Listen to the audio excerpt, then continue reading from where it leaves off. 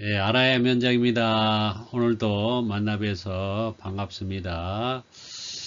자격증 공부하시느라고 고생이 너무 많으신데요.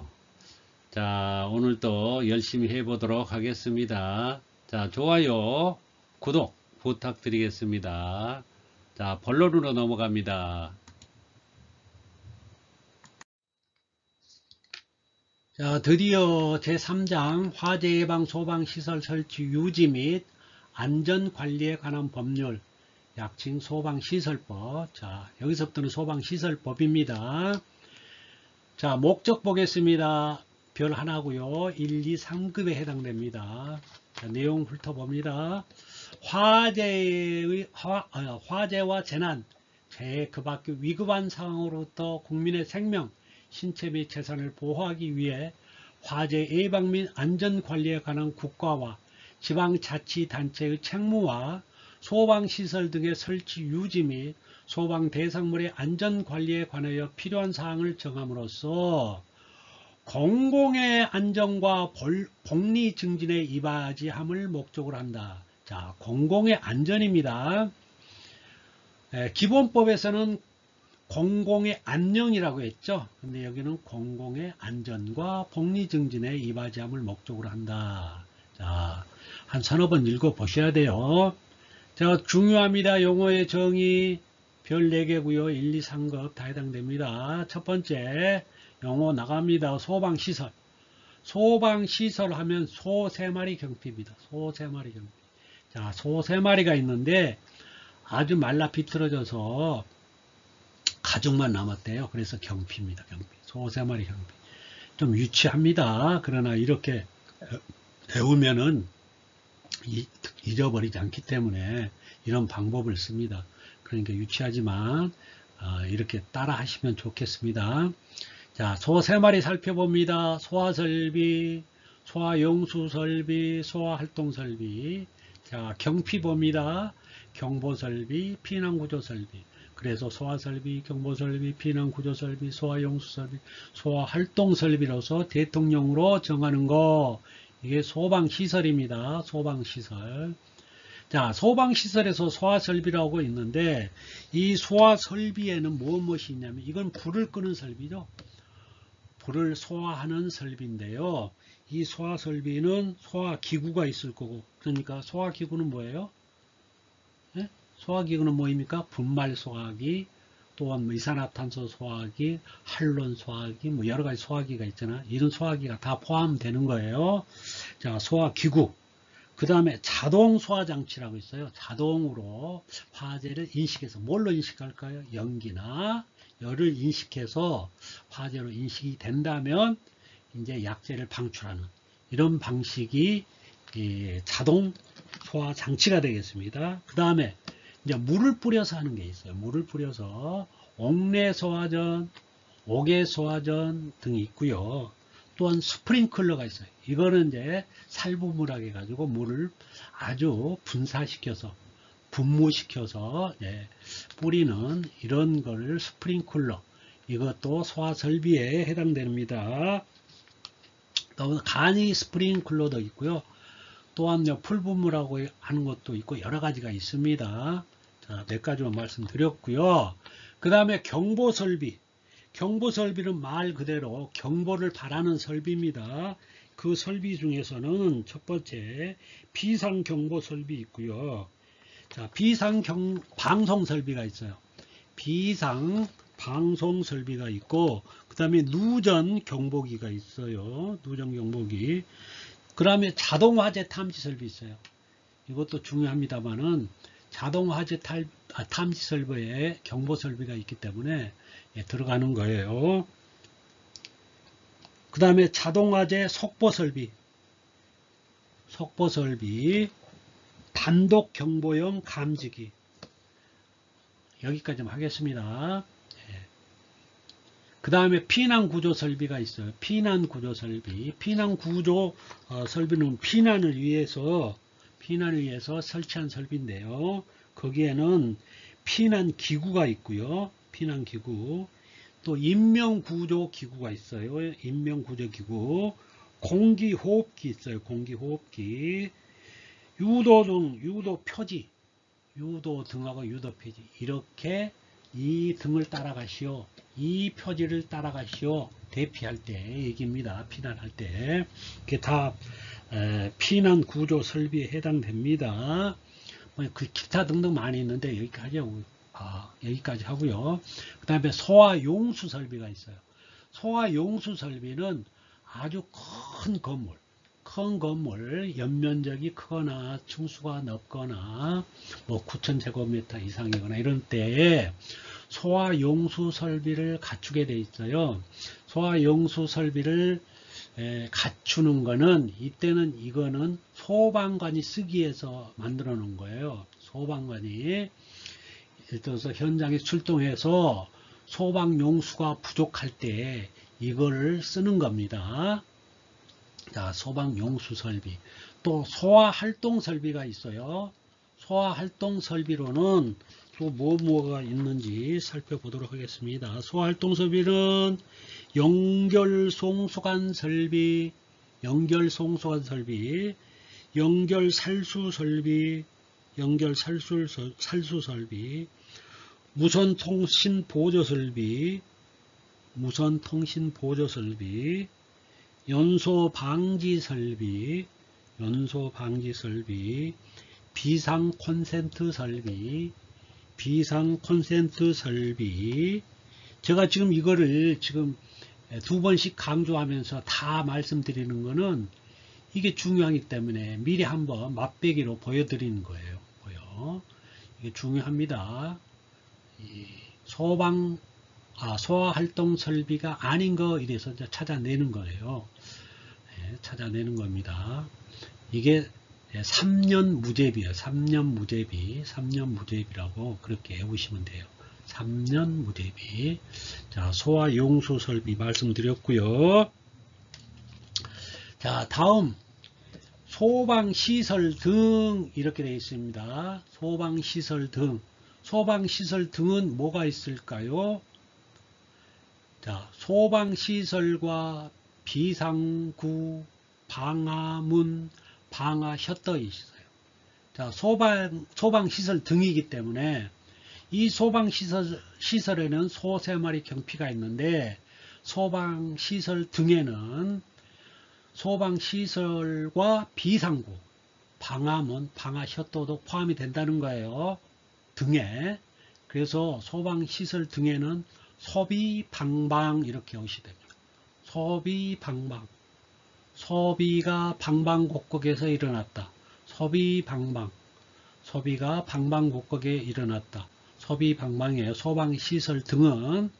자, 소방시설과 비상구 들어갑니다.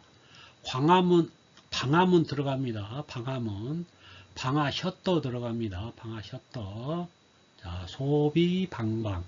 방화문, 방화셔터. 자, 세 번째. 특정 소방 대상물. 전전 페이지에서 제가 말씀드렸던 내용이 나옵니다. 소방 대상물이 있고, 특정 소방 대상물이 있고, 소방 안전관리 대상물. 급수가 있다고 그랬어요. 특급, 1급, 2급, 3급. 소방 안전관리 대상물. 이렇게 해서 급수가 있다고 그랬습니다. 자, 이걸 살펴보겠어요. 특정 소방 대상물. 소방시설이 설치된 건축물. 자, 소방시설을 설치하여야 하는 대상물이라고 했죠. 소방시설을 설치하여야 하는 소방 대상물로서 대통령령이 정하는 것. 대통령령이 정하는 것. 지금 여기 제가 위에 청석으로 쓰여진 글씨가 조금 하자가 있네요. 설치된이 아니고 소방시설을 설치하는 건축물 이렇게 써야 되는데 하자가 있네요. 제가 수정하겠습니다. 자, 네 번째 무창층. 무창층이라면 창이 없다는 뜻이죠. 한문을 해석하면. 자, 무창층은 창이 없는 층인데 어디를 말할까요? 지하를 말할까요? 아니에요. 이거 헷갈릴 수 있어요. 지하는 포함이 안 됩니다. 지하는 당연히 무창층이에요. 지하는 당연히 무창층이고요. 지상층 중 다음 요건을 모두 갖춘 계구부, 건축물에서 채광, 환기, 통풍 또는 출입 등을 위하여 만든 창, 출입구 그 밖에 비슷한 것, 세 면적의 합계가 해당 층의 바닥 면적의 30분의 1이 이하가 되는 층. 자, 다시 한번 정의합니다. 무창층 엄청나게 시험 잘 나옵니다. 무창층. 자, 이거는 지상층 중이에요. 지상층 중. 자, 이래서 출입구 그 밖에 이와 비슷한 것이 면적의 합계가 해당 층의 바닥 면적이에요. 연면적도 아니고 바닥 면적의 30분의 1 이하. 이상이 아니에요. 이거 이하 이상 꼭 이거 유념하셔야 돼요. 자꾸 이제 홀립니다. 이거 30분의 1 이상이 되는 층 이렇게 되면 이제 헷갈리는 거예요. 그래서 바닥 면적의 30분의 1 이하가 되는 층. 자, 무창층 정의입니다. 자, 그러면은 무창층인 그런 옥내는 스프링쿨러라든가 옥내 소화전이라든가 제연 설비 등의 설치가 강화됩니다. 당연하겠죠. 거기는 탈출할 수 있는 창문이 없기 때문에 그래서 이런 시설들이 더 강화돼야 된다는 거죠. 강화돼야 되는 거예요. 근데 이제 무창층은 지상층 중입니다. 다시 한번 말씀드렸어요. 자, 그러면 이 다음 장으로 넘어가서 더 자세하게 무창층에 대해서 알아보도록 하겠습니다. 자, 이어서 무창층에 대한 얘기를 이어가도록 하겠습니다. 자, 별 4개고요. 1, 2, 3급 다 해당되고요. 첫 번째, 크기는 지름 50cm 이상, 50cm 이상 원이 내접, 외접 아닙니다. 원이 내접할 수 있는 크기일 것. 자, 50cm 이상의 원이 내접. 두 번째, 해당 층의 바닥면으로부터 계급부 밑부분까지, 밑부분이에요. 높이가 1.2m 이내일 것, 1.2m 이하일 거예요. 왜? 탈출을 할 때에, 피난할 때에 그 창을 넘어가기 쉽게 어느 정도 낮아야 되겠죠. 그래서 올라타고 창문으로 밖으로 나갈 거잖아요. 그래서 1.2m 이하여야 된다. 세 번째, 도로 또는 차량이 진입할 수 있는 빈터를 향할 것. 이거는 무슨 얘기냐면 소방차가 도착해서 이제 불을 끄고 사람을 구출해야 되는데 이게 소방차가 들어갈 수 있는 도로 또 차량이 지짐할 수 있는 빈터를 창문이 향하고 있어야 된다는 얘기죠. 그래야 그 창문을 통해서 소화를 할 수도 있고 사람을 구출할 수도 있다.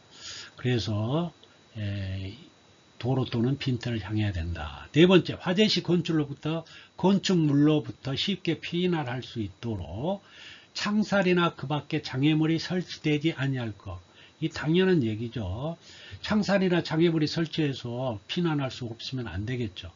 그래서 설치되지 아니하여야 되는데 만약에 설치되어 있다면 다섯 번째, 내부 또는 외부에서 쉽게 부수거나 열 수 있어야 되네요. 자, 문을 부수거나 창살을 부술 수 있을 그런 재질을 가지고 만들어야 된다. 자, 외부에서는 소방관이 들어가는 거고 내부에서는 피난자가 밖으로 탈출을 해야 되겠죠. 그래서 양쪽에서 다 부술 수 있을 것 이렇게 되어 있고요. 다섯 번째, 피난층. 자, 이 피난층은 피난안전구역인데요. 피난안전구역. 자, 곧바로 지상으로 갈 수 있는 출입구가 있는 층, 곧바로 지상으로 갈 수 있는 출입구가 있는 층을 피난층이라고 그래요. 자, 피난층 물어보면 바로 이 말이 떠올라야 됩니다. 곧바로 지상으로 갈 수 있는 출입구가 있는 층. 자, 그러면 피난층을 여러분 피난 안전구역이라고 들어보셨어요? 피난 안전구역? 예, 고층에 사신 분들은 아마 보셨을 겁니다. 자, 여기 지상층으로부터, 이게 이제 초고층인데, 지상층으로부터 50층 이상은 30층마다 이 피난 안전구역을 두게 돼 있어요. 즉, 피난층을. 그래서 만약에 이걸 예를 들어서 60층이다 아파트가, 그러면 30층에다가 피난층을 만들어야 돼요. 초고층인 경우. 그 다음에 준초고층은 30층에서부터 49층까지를 얘기를 하는데, 준초고층은 중간층에서 예를 들어서 40층이다 아파트, 40층이라면 중간층은 20층이죠.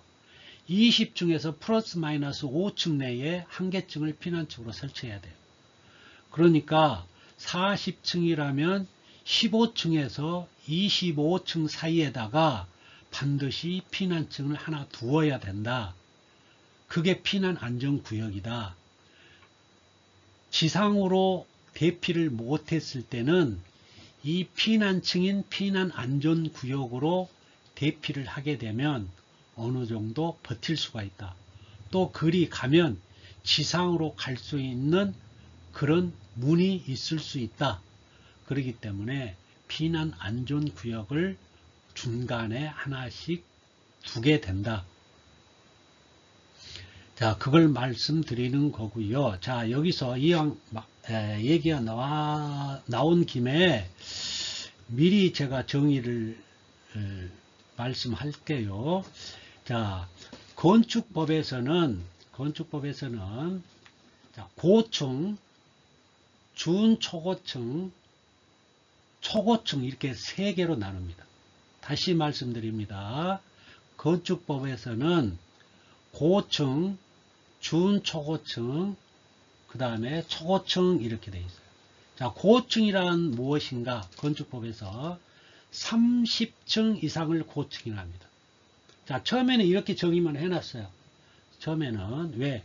뭐 그때만 해도 63빌딩이 뭐 가장 우리나라에서 높은 건물이었기 때문에 그냥 고층 그러면 30층 이상 이렇게 정의해서 소방법에서 이제 쓰다 보니 나중에 이제 50층 이상 건물도 많이 생겨나고 특히 30층에서 50층 사이가 굉장히 많아졌어요. 그러다 보니까 새로운 소방법이 이렇게 또 생겨나고 뭐 소방시설들이 이렇게 들어오다 보니까 이런 개념들을 새로 정의할 필요가 있다 해서 이제 50층 이상을 초고층이라고 말하고 30층에서 49층까지를 준초고층이라고 말합니다. 30층에서 49층을 준초고층이라고 말하고요. 30층 이상을 고층이라고 말하는데, 자, 다시 말하면 고층과 준초고층은 겹치죠. 그러나 우리는 소방에서 생각을 할 때는 이걸 좀 구분해서 하자는 거죠. 제가 제안하는 내용입니다. 자, 다시 말씀드릴게요. 소방에서는 이렇게 적용합니다. 자, 저층은 이제 쓰세요. 이제 쓰시면 돼요. 저층은 1층부터 10층까지. 저층은 1층부터 10층까지. 소방에서 적용입니다. 소방법에서 이런 내용 없어요. 자, 11층부터 29층이 고층이에요. 자, 저층은 1층부터 10층, 고층 11층부터 29층, 그 다음에 준초고층 30층부터 49층, 초고층 50층 이상. 됐어요? 꼭 이거 머릿속에 있어야 됩니다. 다시 한번 말씀드릴게요. 자, 저층은 1층부터 10층, 고층은 11층부터 29층, 그 다음에 준초고층은 30층부터 49층, 초고층은 50층 이상. 이거는 소방에서 적용할 거예요. 제가 이거를 소방 내용을 쭉 검토하다 보니까 이 내용이 여러 번 나와요. 그런데 이게 정립이 안 되면 헷갈려 하기 때문에 이렇게 제가 정립을 시킨 겁니다. 자, 다시 한번 제가 뒤에서 한번 말씀드릴 겁니다. 자, 제2절 소방 대상물의 안전관리. 자, 소방 안전관리 수행을 함에 있어 고도의 전문성이 요구되는 대상물을 특급 소방 안전관리 대상물로 그 외 대상물을 1급, 2급, 3급 소방 안전관리 대상물로 구분. 이미 제가 이거 몇 번 설명을 드렸죠. 자, 소방 대상물의 안전관리 해가지고 이 특정 소방 대상물들을 급수를 매겨서 특급 소방 안전관리 대상물, 1급 소방 안전관리 대상물, 3급 소방 안전관리 대상물 이제 등으로 구분한다고 말씀드렸어요. 자, 첫 번째 특정 소방 대상물의 안전관리. 자, 특정 소방 대상물 말씀드렸어요. 이걸 안전관리하기 위해서는 대통령으로 정해서 이게 재산 피해 액수라든가 뭐 생명의 피해가 심하다고 예상될 때는 그런 건물들에 대해서는 다시 소방 안전관리 대상물로 이렇게 정해놨다는 거죠. 그 얘기입니다. 자, 특정 소방 대상물의 관계인은 그 특정 소방 대상물에 대하여 안전관리 업무를 수행하여야 한다. 소방시설을 갖추어야 할 특정 소방 대상물로 대통령이 정한 것, 관계인이 1차 책임이 있어요. 항상 1차 책임은 관계인입니다. 관계인이 1차 책임이 있고, 뭐 여기에서 소방안전관리자는 2차적인 책임이죠. 1차적인 책임은 관계인이 1차 책임이 있습니다. 자, 두 번째, 대통령으로 정하는 특정 소방 대상물 이제 나오죠. 소방안전관리 대상물이라 하는데 관계인은 소방안전관리 업무를 수행하기 위하여 대통령으로 정하는 자를 소방안전관리자 및 소방안전관리 보좌자로 선임하여야 한다. 즉 특급 소방안전관리 대상물은 특급 소방안전관리자 및 소방안전관리 보조자를 선임하고요. 1급 소방안전관리 대상물은 1급 소방안전관리자 및 소방안전관리 보조자를 선임해야 됩니다. 어렵죠? 저기 있는 공장장은 뭐 빵 공장장인가 무슨 공장장인가 뭐 이거 이런 말하고 똑같아요. 근데 다시 제가 정의를 하면 어렵지 않을 겁니다. 자, 넘어갑니다.